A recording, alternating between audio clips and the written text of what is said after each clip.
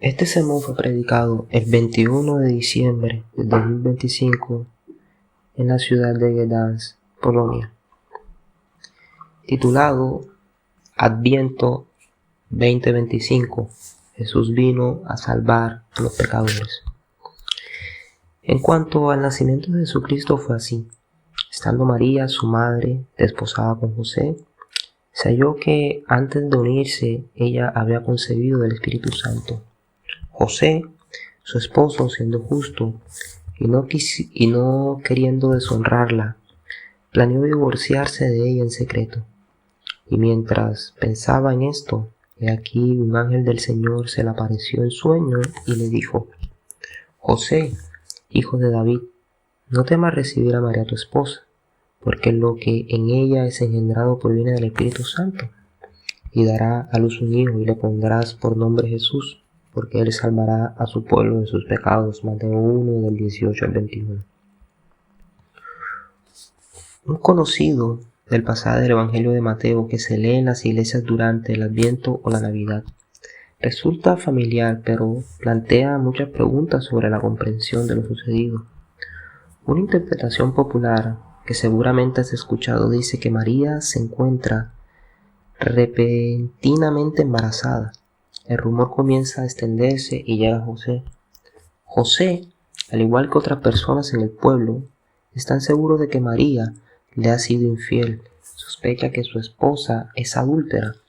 Como es justo, quiere divorciarse de ella, pero como también es misericordioso, no quiere hacerlo públicamente. Entonces un ángel se le acerca, lo tranquiliza y disipa sus sospechas. El ángel le dice: no te preocupes, José, tus sospechas de que María es adúltera son infundadas, porque el embarazo de María es resultado de la concepción por obra del Espíritu Santo. Así que puedes casarte con ella fácilmente y tener un hijo. Esta interpretación tiene ciertas debilidades. La Biblia no dice María se encontró encinta, lo que implica que se había acostado con un hombre. Mateo escribe claramente: antes de que se unieran, se halló que estaba encinta por obra del Espíritu Santo. Así que el evangelista no se refiere a las sospechas, los rumores ni a los deseos de José de divorciarse de María por creer que su esposa le había sido infiel. El texto no dice que José sospechara de María de adulterio y quisiera despedirla directamente por ello. No. Lo que la gente y José descubrió es que María estaba embarazada del Espíritu Santo. Cuando María fue a visitar a Isabel con Jesús mientras aún estaba en el vientre, Isabel sabía perfectamente que María estaba embarazada como la madre de mi Señor. Así que sabían y podían dar testimonio de que en el vientre de María no había un niño cualquiera, sino el Señor y Salvador. El evangelista Lucas dice: por toda la región montañosa de Judea se comentaba todo lo que había sucedido. Lucas 1:65. ¿Y de qué se hablaba? No de que María le había sido infiel a José y se había quedado embarazada de otro hombre. Más bien se difundió la noticia de que María estaba embarazada sin la ayuda de un hombre, pero fue el Espíritu Santo quien la hizo concebir un hijo. Entonces un ángel se apareció en el sueño de José y parece que no disipa sus sospechas de la traición de María. El ángel no le dice: José, no temas, María te es fiel. Le dice que no tema. ¿Por qué debería tener miedo José? ¿De qué debería tener miedo? Pues el niño en el vientre de su esposa proviene del Espíritu Santo, que María es laboratorio del Espíritu. Entonces, ¿cómo pudo José tomarla como esposa si Dios la separó de las demás mujeres? La llamó a un papel único y la eligió para dar a luz y criar al Hijo de Dios. Como en tal situación pudo José formar una familia con ella, vivir con ella, tener relaciones sexuales con ella, tener otros hijos con ella. Tenía todo el derecho a pensar que esto interferiría en la obra del Espíritu Santo. Por lo tanto, José, siendo justo y deseoso de hacer lo correcto, está dispuesto a dejar a María, a quien amaba, para permitir que el Espíritu haga su obra, sin su intervención. En otras palabras, quieren separarse de María, pero sin testigos ni publicidad, para que María no sea considerada una mujer inmoral. El Espíritu Santo no quiere interrumpir este matrimonio. El ángel dice que lo que está sucediendo en el cumplimiento de la profecía sobre la Virgen que concebiría y daría a luz un hijo, Isaías 7. José no debe abandonarla, pues él también tendrá una tarea que cumplir: acoger a este hijo en su casa y en la línea de David, y ponerle por nombre Jesús, que significa Yahvé salva. Dios es salvación. Dios salvará a su pueblo de sus pecados. Recientemente hablamos sobre el extraordinario nacimiento virginal del Hijo de Dios, analizando las verdades de la fe basada en el Catecismo de Heidelberg. En el contexto del texto de hoy del Adviento, recordemos que la concepción de Jesús por el Espíritu Santo y su nacimiento virginal nos enseñan una verdad importante: que nuestra salvación no proviene ni puede provenir de la humanidad. No podemos salvarnos a nosotros mismos. Dios debe venir desde afuera para que seamos salvos. No podemos reparar el daño causado por el pecado, ni crear una nueva creación por iniciativa propia, mediante nuestra propia reproducción, nuestro propio conocimiento o poder.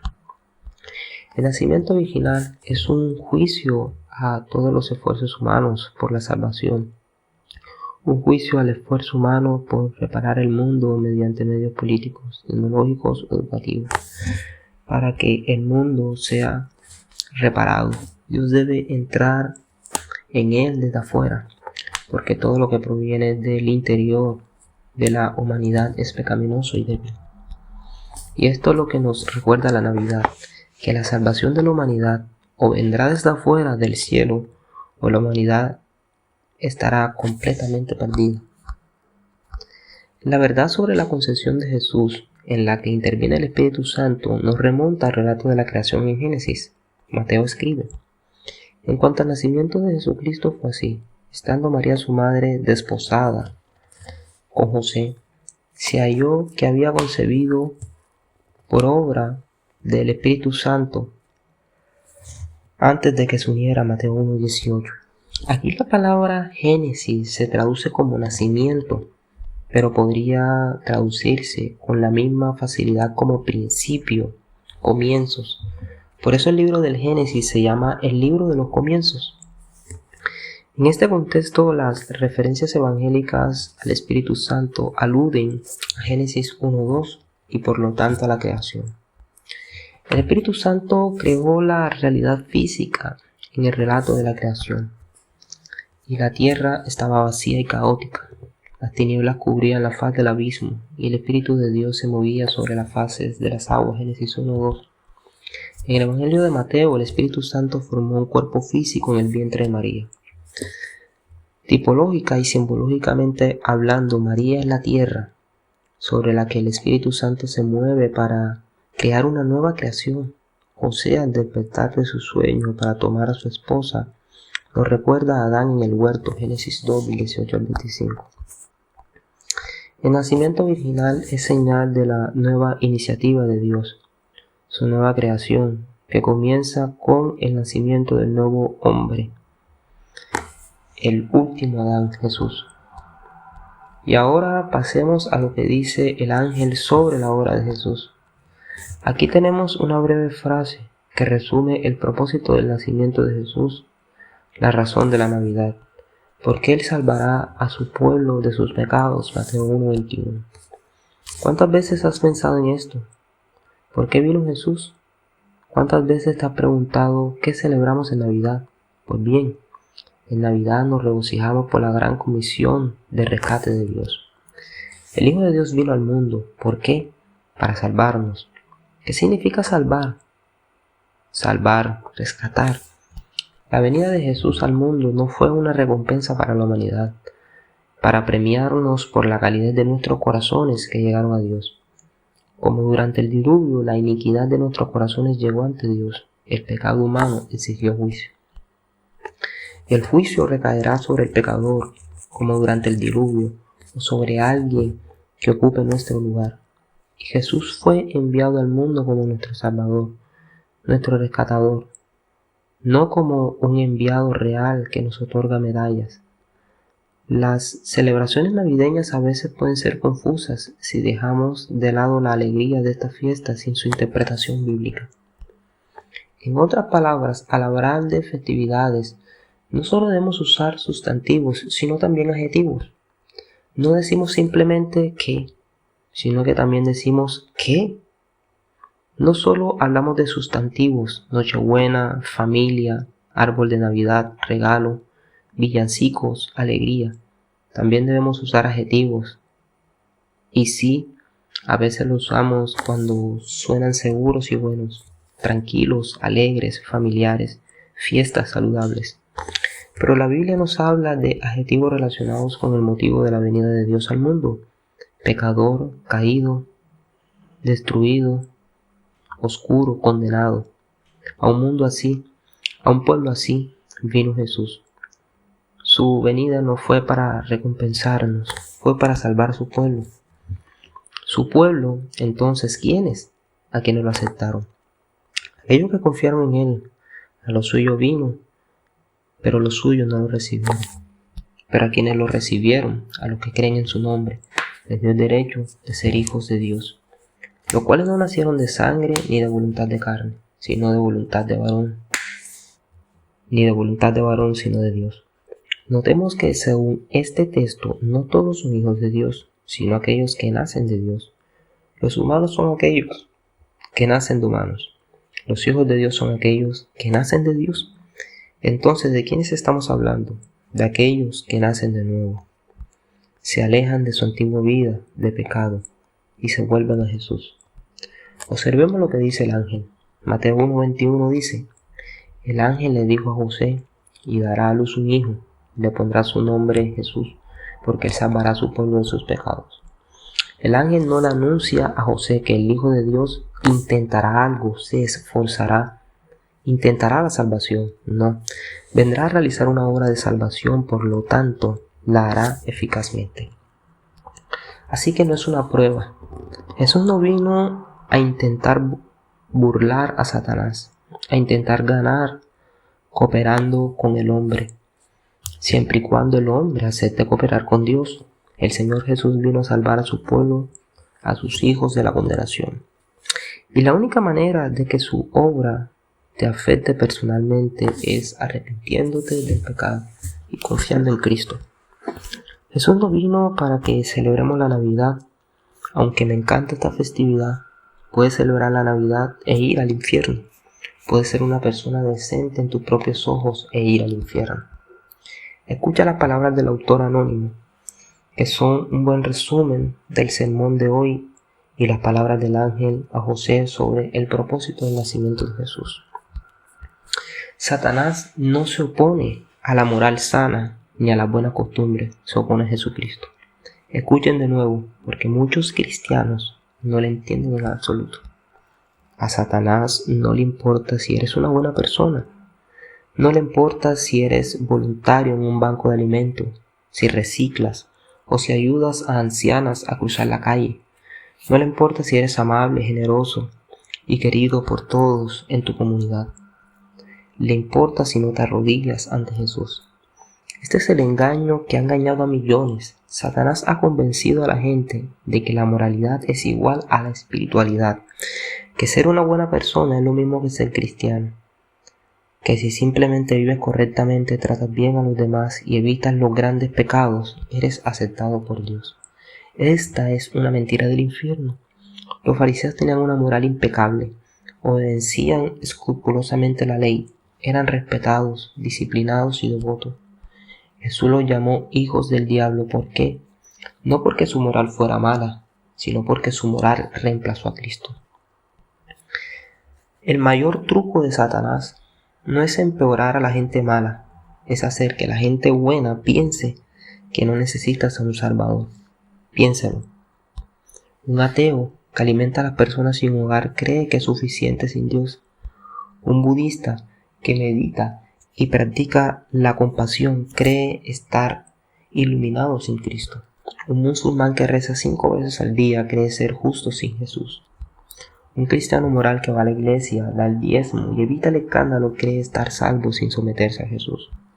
Todos van al mismo lugar, la separación eterna de Dios. Porque la moralidad no salva, Jesús salva. Porque por gracia sois salvos por medio de la fe, y esto no es de vosotros, pues es don de Dios, no por obras para que nadie se gloríe. Efesios 2 del 8 al 9. Satanás ama a las personas morales que rechazan a Jesús. Son su mejor propaganda para la mentira de que el cielo se puede ganar.